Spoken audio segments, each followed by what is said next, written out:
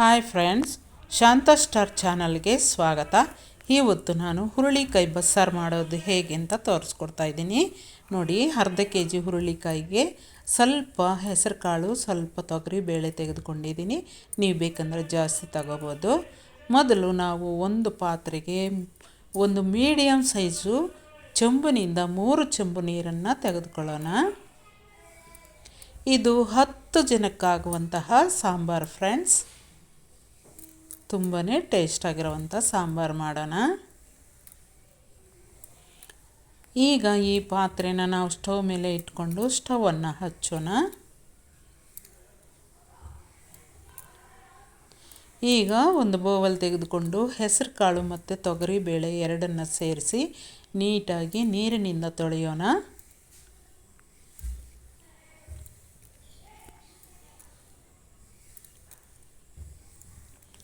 ತೊಳೆಗಿಟ್ಕೊಂಡಂತಹ ಬೇಳೆಕಾಳನ್ನು ಪಾತ್ರೆಗೆ ಸೇರಿಸೋಣ. ಸೌಟಿನಿಂದ ನೀಟಾಗಿ ಕಲಸಿ ಇಡೋಣ.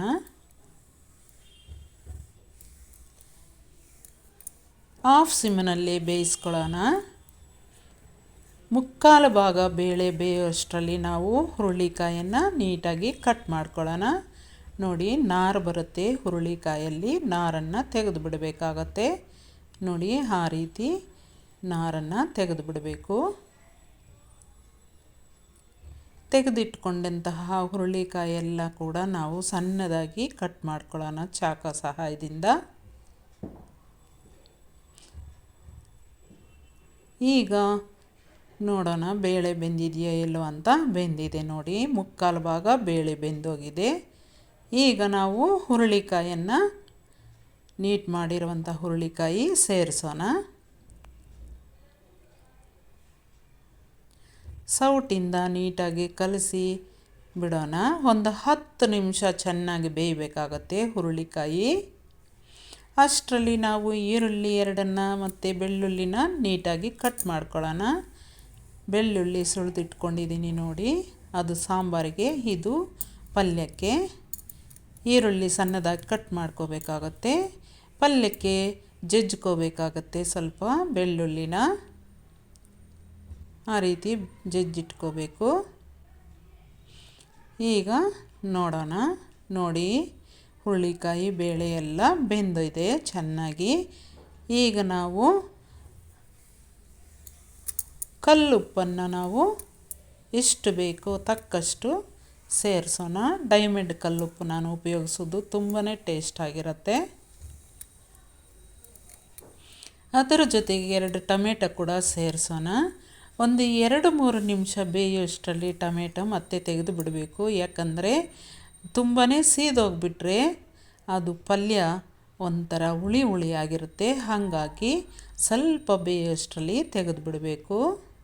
ಒಂದು ಬೌಲ್ಗೆ ತಕ್ಕೊಂಬಿಡೋಣ. ಈಗ ಅದೇ ಪಾತ್ರೆಯಲ್ಲಿರುವಂತಹ ನೀರನ್ನು ಕೂಡ ನಾವು ಒಂದು 3 ಸೌಟಷ್ಟು ಆ ಪಾತ್ರೆಗೆ, ಟೊಮೆಟೊ ಹಾಕ್ಕೊಂಡಂತಹ ಪಾತ್ರೆಗೆ ತೆಗೆದುಕೊಂಬಿಡೋಣ.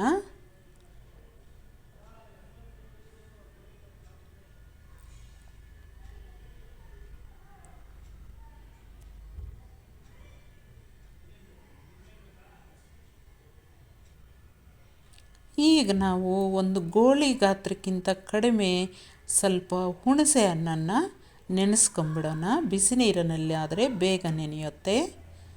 ಈಗ ಕೊತ್ತಂಬರಿ ಸೊಪ್ಪು ಒಂದು ಸ್ವಲ್ಪ ತೆಗೆದುಕೊಂಡಿದ್ದೀನಿ. ಈಗ ಸ್ಟವನ್ನು ಆಫ್ ಮಾಡಿ ಬೇಳೆಕಾಳು ಎಲ್ಲ ಬಸಿದುಕೊಂಡಿದ್ದೀನಿ. ನೋಡಿ, ಒಂದು ಕಾಯಿನಲ್ಲಿ ಅರ್ಧ ಹೋಳನ್ನು ತುರಿದಿಟ್ಕೊಂಡಿದ್ದೀನಿ. ಈ ಅರ್ಧ ಹೋಲಿನಲ್ಲಿ ಅರ್ಧ ಪಲ್ಯಕ್ಕೆ, ಅರ್ಧ ಸಾಂಬಾರಿಗೆ ಕಾಯಿ ತುರಿ. ಈಗ ಸಾಂಬಾರಿಗೆ ಮಸಾಲೆ ರೆಡಿ ಮಾಡ್ಕೊಳ್ಳೋಣ. ನಾವು ಒಂದು ಬಾಣಲಿ ಇಟ್ಕೊಂಡು ಸ್ವಲ್ಪ ಆಯಿಲನ್ನು ಹಾಕ್ಕೊಂಡು, ನೋಡಿ, ಕರಿಬೇವಿನ ಸೊಪ್ಪು ಸ್ವಲ್ಪ, 9 ಒಣಮೆಣಸಿನಕಾಯಿ, 1 ಈರುಳ್ಳಿ, 10 ಕಾಳು ಮೆಣಸು, 1 ಸ್ಪೂನಷ್ಟು ಜೀರಿಗೆ, ಇಷ್ಟನ್ನು ನಾವು ಫ್ರೈ ಮಾಡ್ಕೋಬೇಕಾಗತ್ತೆ. ಇವಾಗ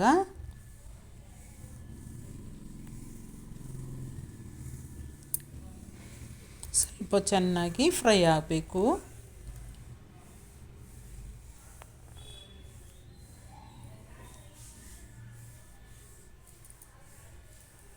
ಸ್ವಲ್ಪ ಫ್ರೈ ಆದಮೇಲೆ ನಾವು ಕಾಯಿ ತುರಿನ ಅರ್ಧ ಸೇರಿಸೋಣ. ಒಂದು ಅರ್ಧ ನಿಮಿಷ ಹಾಗೆ ಕೈ ಆಡಿಸೋಣ. ತುಂಬ ಹೊತ್ತು ಫ್ರೈ ಮಾಡೋದು ಬೇಡ ಕಾಯಿ ತುರಿ. ಈಗ ನಾವು ಸ್ಟವನ್ನು ಆಫ್ ಮಾಡಿ ಈಗ ಆರಿದ ಮೇಲೆ ಒಂದು ಮಿಕ್ಸಿ ಜಾರನ್ನು ತೆಗೆದುಕೊಂಡು ಜಾರಿಗೆ ತುಂಬಿಸ್ಕೊಳ್ಳೋಣ.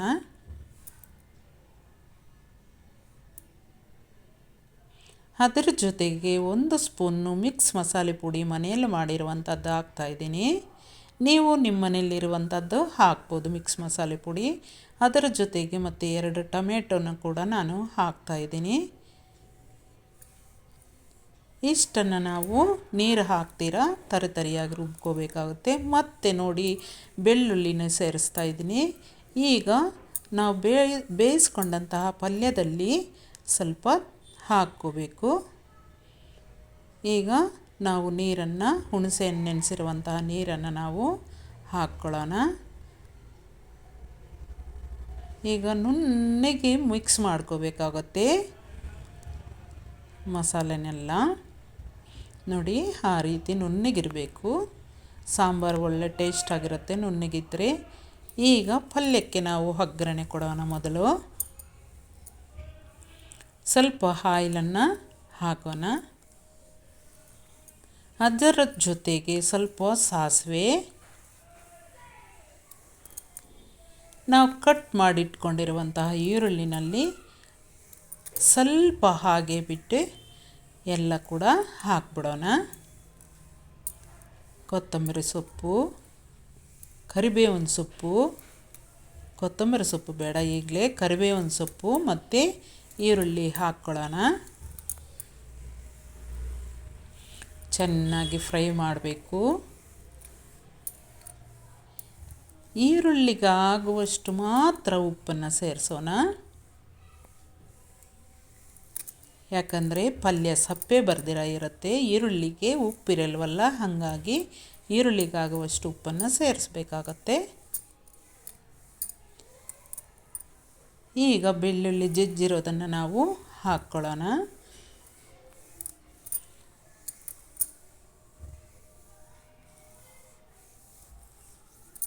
ಬೆಳ್ಳುಳ್ಳಿನ ಒಂದು ಸ್ವಲ್ಪ ಫ್ರೈ ಆದಮೇಲೆ ಈಗ ನಾವು ಕಾಯಿ ತುರಿನ ಸೇರಿಸೋಣ.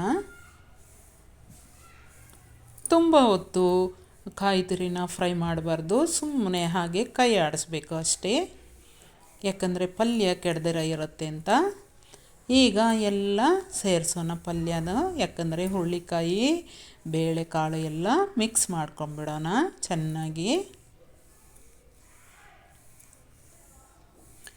ಈಗ ಲಾಸ್ಟ್ನಲ್ಲಿ ಕೊತ್ತಂಬರಿ ಸೊಪ್ಪನ್ನು ಉದುರಿಸ್ಬೇಕಾಗತ್ತೆ. ಎಲ್ಲ ಮಿಕ್ಸ್ ಮಾಡ್ಕೊಂಬಿಡೋಣ. ಪಲ್ಯ ರೆಡಿ ಆಯಿತು. ಈಗ ಮತ್ತೊಂದು ಪಾತ್ರೆನ ತೆಗೆದುಕೊಳ್ಳೋಣ. ಪಾತ್ರೆಗೆ ಒಂದು 3 ಸ್ಪೂನಷ್ಟು ಆಯಿಲನ್ನು ಹಾಕೋಣ. ಜಾಸ್ತಿ ಏನು ಬೇಕಾಗಿಲ್ಲ ಆಯಿಲು. ಸಾಸಿವೆ ಒಂದು ಸ್ವಲ್ಪ, ನಾವು ತೆಗೆದಿಟ್ಕೊಂಡಂತಹ ಈರುಳ್ಳಿ ಒಂದು ಸ್ವಲ್ಪ, ಕರಿಬೇವಿನ ಸೊಪ್ಪು ಒಂದು ಸ್ವಲ್ಪ ಫ್ರೈ ಮಾಡೋಣ.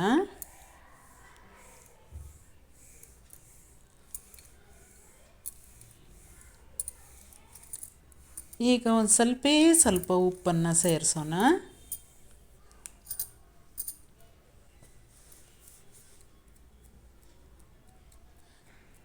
ಸ್ವಲ್ಪ ಚೆನ್ನಾಗಿ ಬಾಡಿಸ್ಬೇಕಾಗತ್ತೆ ಈರುಳ್ಳಿ. ಸಾಂಬಾರಿಗೆ ಮಾತ್ರ ಸ್ವಲ್ಪ ಚೆನ್ನಾಗಿ ಬಾಡಿಸ್ಬೇಕು, ಆವಾಗನೇ ಟೇಸ್ಟ್ ಬರೋದು. ಈಗ ನಾವು ಸಾಂಬಾರನ್ನು ನಾವು ಮಿಕ್ಸ್ ಮಾಡಿರುವಂಥ ಮಸಾಲೆ ಎಲ್ಲ ಸೇರಿಸ್ಬಿಡೋಣ. ಜಾರಲ್ಲಿರುವಂಥ ಮಸಾಲೆ ಕೂಡ ನೀರು ಹಾಕಿ, ಅದೇ ಬಿಸಿ ನೀರು ಹಾಕಿ ಸಾಂಬಾರ್ದು ಎಲ್ಲ ಹಾಕ್ಬಿಡೋಣ. ಮತ್ತು ಕಿವಿಚ್ಕೊಂಡಂಥ ಹುಣಸೆ ಹುಳಿ ಕೂಡ ಸೇರಿಸೋಣ.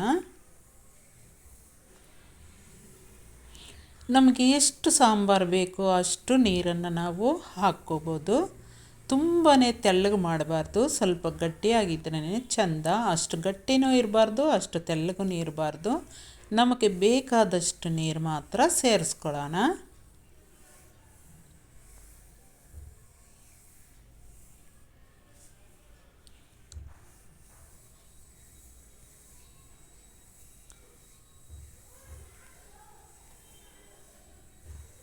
ಸಾಕು ಅಷ್ಟು ನೀರಾದರೆ.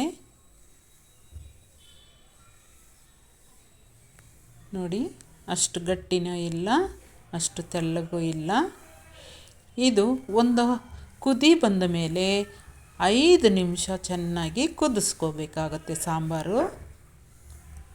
ನೋಡಿ, ಒಂದು ಕಾಯಿನಲ್ಲಿ ಅರ್ಧ ಹೋಳು ಉಪಯೋಗಿಸಿದ್ದೀನಿ. ನೋಡಿ, ಕುದಿ ಬಂತು ಸಾಂಬಾರು. ಹೀಗೆ ಕುದಿಬೇಕು, ಒಂದು 5 ನಿಮಿಷ ಕುದೀಲಿ ಸಾಂಬಾರು. ಒಳ್ಳೆ ಟೇಸ್ಟ್ ಬರುತ್ತೆ, ಮನೆಯೇ ಘಮ ಘಮ ಅಂತ ಸ್ಮೆಲ್ ಬರುತ್ತೆ ಫ್ರೆಂಡ್ಸ್. ಈ ಸಾಂಬಾರು ಅಷ್ಟು ರುಚಿಯಾಗಿರುತ್ತೆ. ಸಾಂಬಾರು ಕುದೀತಾ ಇದ್ದ ಹಾಗೆ ಮನೆಯಲ್ಲಿ ಬಸ್ಸಾರು ಅಂತ ಸ್ಮೆಲ್ ಬಂದ್ಬಿಡುತ್ತೆ. ಮನೆಯೆಲ್ಲ ಘಮ ಘಮ ಅಂತ ಗಮಿಸುತ್ತೆ. ನೋಡಿ, ಸಾಂಬಾರು ಆಯಿತು. ಪಲ್ಯ ಸರ್ವಿಂಗ್ ಬೌಲ್ಗೆ ತಗೊಂಬಿಟ್ಟಿದ್ದೀನಿ. ಈಗ ಸಾಂಬಾರನ್ನು ಕೂಡ ನಾವು ಸರ್ವಿಂಗ್ ಬೌಲ್ಗೆ ತೆಗೆದುಕೊಂಡ್ಬಿಡೋಣ. ಪ್ಲೀಸ್ ನಮ್ಮ ಚಾನಲನ್ನು ಯಾರು ಹೊಸದಾಗಿ ನೋಡ್ತಾ ಇದ್ದೀರೋ ಅವರು ಸಬ್ಸ್ಕ್ರೈಬ್ ಮಾಡ್ಕೊಳ್ಳಿ.